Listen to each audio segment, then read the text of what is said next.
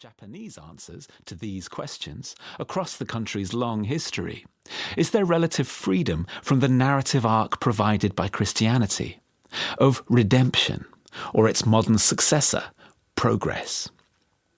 People across the centuries in Japan have managed to launch themselves into fresh and sometimes radical rethinks, seeing the past as a resource on which to draw, rather than as chapters in a story that they must continue faithfully to tell. One of the best ways to see all this at work is in people's lives. There's an expression in Japan, kuchi bakari, all mouth. That powerful preference for example over rhetoric is going to be my guide in this series of the essay.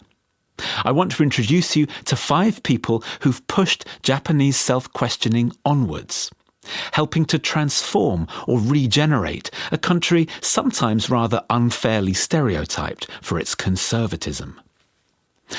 We're going to work our way backwards in time, beginning with a great who are we moment that never was. Daimatsu Hirobumi, born in 1921, was part of a generation of Japanese who looked forward to seeing their country show itself off to the world and test its physical mettle at the Summer Olympics in 1940. They were due to take place in Tokyo, the first time that the Games had ever been held in Asia.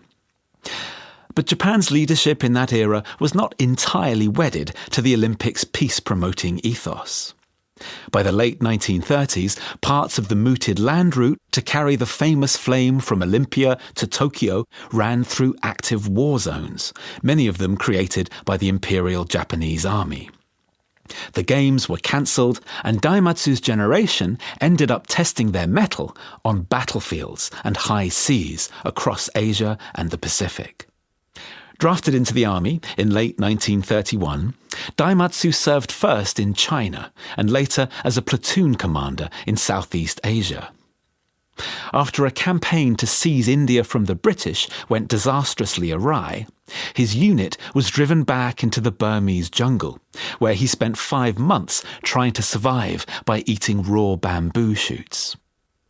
Weak enough to merit a stretcher, he refused one nonetheless. He'd seen other men lie down for a rest and not get up again.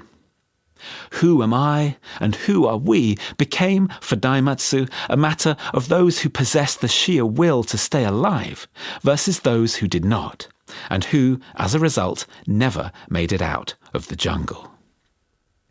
Daimatsu did make it out, only to have his mettle tested afresh. After Japan's surrender in 1945, he was sent to a British prisoner of war camp in Rangoon, where he was made to scrub toilets and do the laundry of British female officers.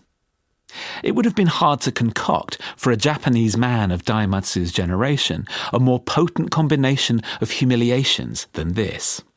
Failure and retreat, followed by starvation, national defeat, captivity, feces, laundry, and taking orders from women.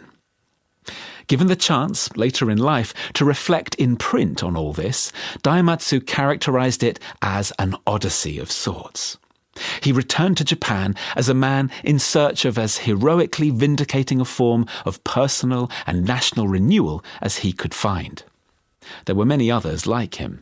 That great question, who are we, had generated some very dark answers in Japan across the 1930s and early 1940s. Daimatsu's conviction that willpower would see him through the war was bound up with a twisted enthusiasm in Japan and Nazi Germany for what superior races possessing a Nietzschean will to power might achieve in the world. Those achievements turned out to include slaughter, enslavement, torture, and the brutal incarceration of Allied prisoners of war. Amongst the first to reckon with all this and to seek renewal were Japan's school teachers. Guilt-stricken over their role in romanticizing war and helping to send hundreds of thousands of young Japanese out to kill and die, they emerged as one of the most staunchly left-wing and internationalist constituencies in Japanese politics. Scientists and engineers, meanwhile, sought to